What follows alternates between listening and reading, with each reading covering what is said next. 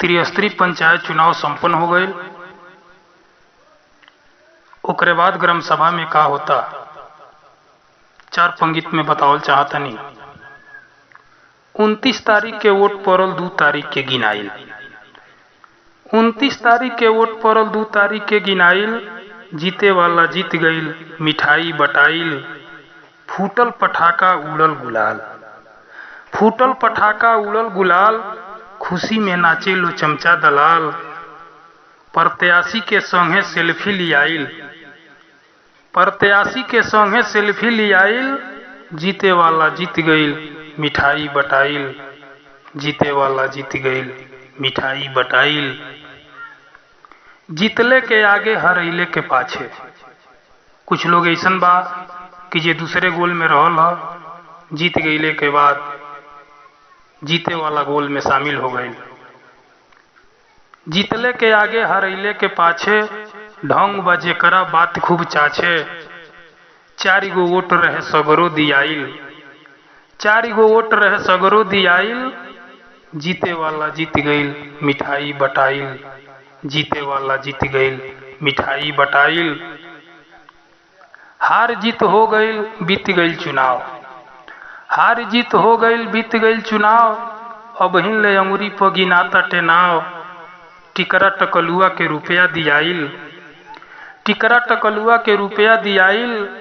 जीते वाला जीत गईल, मिठाई बटाइल। जीते वाला जीत गईल, मिठाई बटाइल। बैठ के रोजो होला समीक्षा। कोरोना में कोनो काम बाना,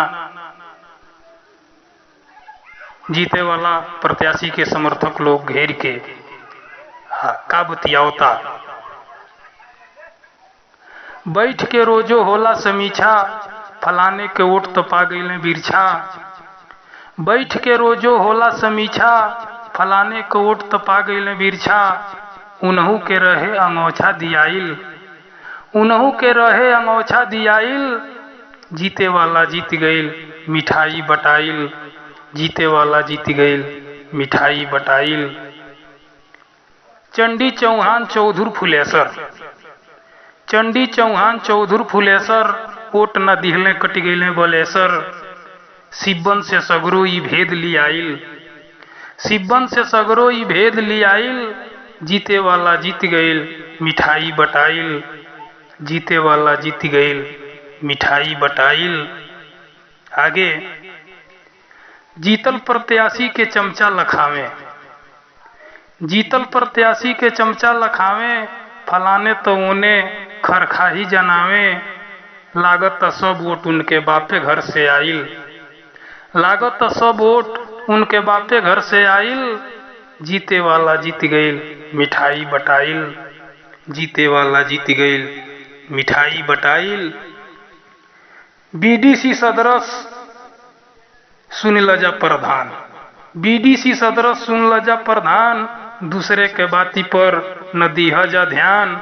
गांव के विकास के नारा दियाइल, गांव के विकास के नारा दियाइल। जीते वाला जीत गईल, मिठाई बटाइल। जीते वाला जीत गईल, मिठाई बटाइल।